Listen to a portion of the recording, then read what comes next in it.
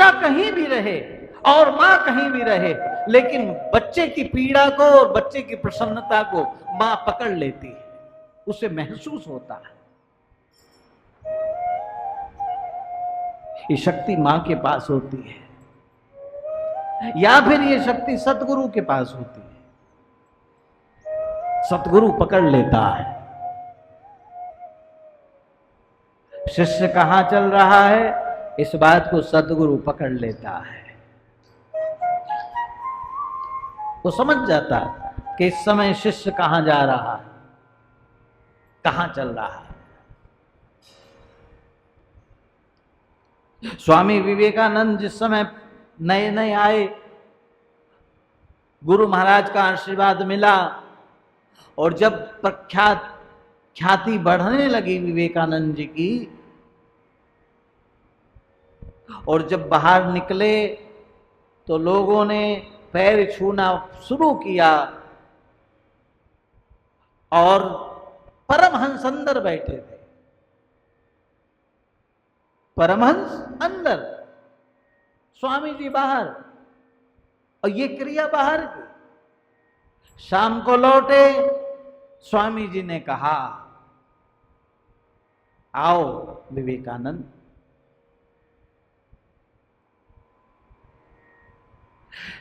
कितने लोगों से पैर छुआए, कितनों को आशीर्वाद दिया। कहते हैं विवेकानंद जी आश्चर्यचकित हो गए, आपको कैसे मालूम, आप कैसे जानते हैं?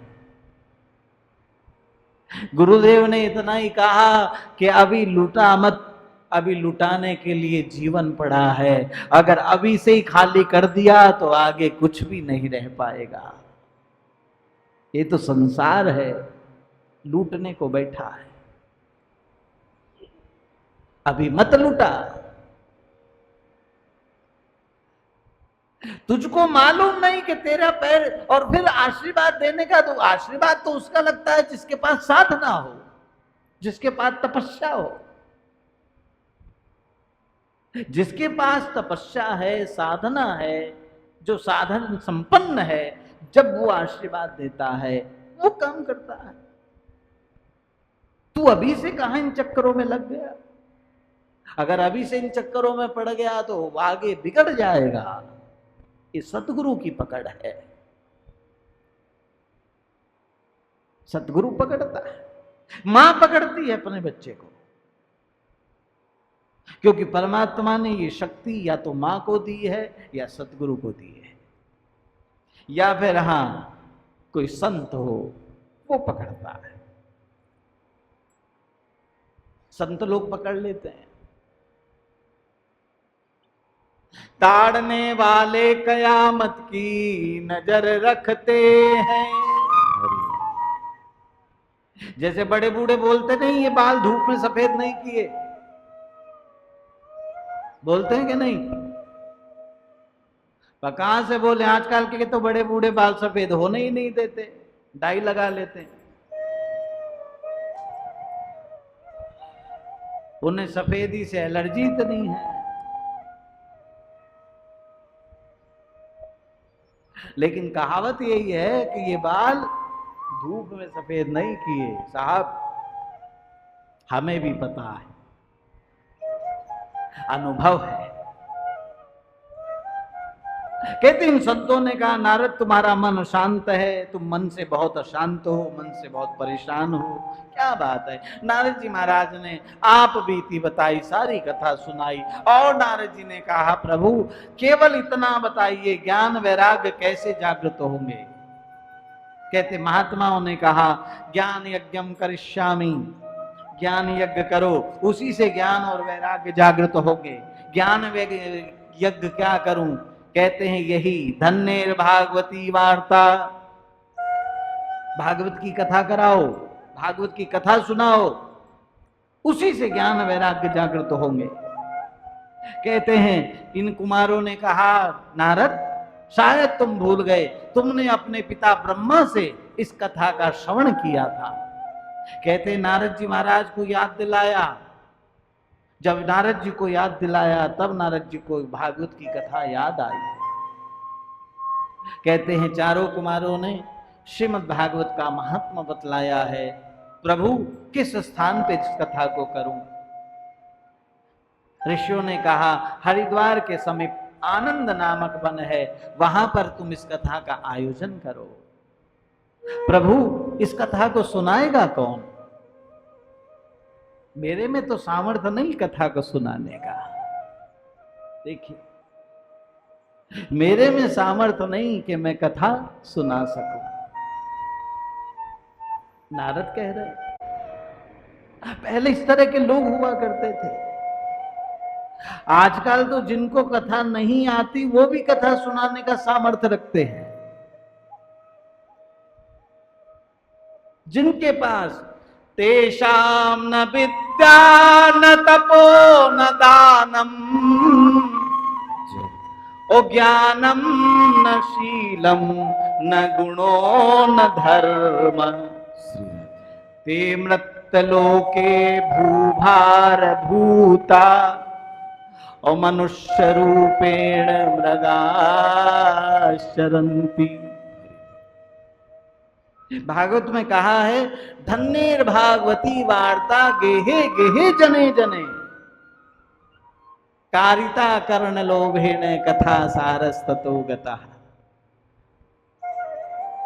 भागवत की जो कथा है ये कल्प वृक्ष है, ये पंचम वेद है, ये साक्षात भगवान श्री राधा कृष्ण का स्वरूप है। लेकिन कुछ इसी तरह के पैसे के लोभी ब्राह्मणों ने घर घर जाकर बिना पात्रता के इस कथा को बांटना प्रारंभ कर दिया। इसलिए इस कथा की जो महिमा है, इसका जो सार है, वो नष्ट हो गया। नारद जी कहते हैं मेरे में सामर्थ्य नहीं मैं इस कथा को सुना सकूं। देखिए, झुकता है वही जिसमें जान होती है। नारद कौन है? ब्रह्मा के मानस पुत्र है नारद, और ब्रह्मा जी के श्रीमुख से भागवत का श्रवण कर रखा। भगवान नारायण के परम प्रिय प्रेमी है। लेकिन नारद कहते हैं मेरे में सामर्थ्य नहीं मैं इस कथा को सुना सकूं। क्या आप इस कथा का श्रवण कराएंगे? कहते हैं चारों कुमारों ने प्रसन्नता से स्वीकृति दी। नारद तुम चलो, तुम व्यवस्था करो, हम आकर इस कथा का श्रवण जरूर कराएंगे। कहते हैं महाराज, इधर नारद जी महाराज ने आकर आनंद नामक वन में विशालकाय पंडाल की रचना की है।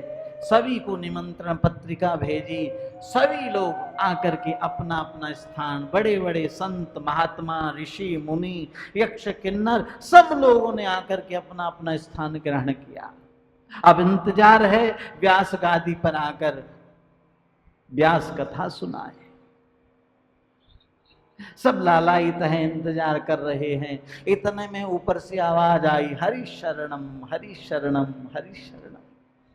चारों कुमार आए, सबने खड़े होकर के स्वागत किया और वंदन किया। चारों कुमार व्यास गादी पर बैठे और कहते यही श्रीमद् भागवत की कथा सुनाना प्रारंभ किया। इस कथा से पहले मंगलाचरण हुआ, और मंगलाचरण का मतलब है भगवान के परम पावन मंगल नामों का गायन, उसी को मंगलाचरण कहते हैं। गोस्वामी जी कहते मंगल भवन अमंगल हारी। मंगल को करने वाला और अमंगल का हरण करने वाला, ऐसा परमात्मा का नाम है। कहते हैं इन ऋषियों ने वही मंगलाचरण किया। क्या? श्री कृष्ण गोविंद हरे मुरारी, हे नाथ नारायण वासुदेव, श्री कृष्ण गोविंद हरे मुरारी, हे नाथ नारायण वासुदेव। श्री कृष्ण गोविंद हरे मुरारी, हे नाथ नारायण वासुदेव। मंगलाचरण हो रहा था और मंगला के चरण के अंतर्गत ही देखा एक स्त्री आती है। उसने दाएं हाथ से एक बालक को पकड़ा, बाएं हाथ से एक बालक को पकड़ा और झूम झूम के नृत्य कर रही है। श्री कृष्ण गोविंद हरे मुरारी, हे नाथ नारायण वासुदेव। श्री कृष्ण गोविंद हरे मुरारी, हे नाथ नारायण वासुदेव। श्री कृष्ण गोविंद हरे मुरारी, हे नाथ नारायण वासुदेव। श्री कृष्ण गोविंद हरे मुरारी, हे नाथ नारायण वासुदेव। हे नाथ नारायण वासुदेव, हे नाथ नारायण वासुदेव। हे नाथ नारायण वासुदेव, हे नाथ नारायण वासुदेव। श्री कृष्ण गोविंद हरे मुरारी, हे नाथ नारायण वासुदेव।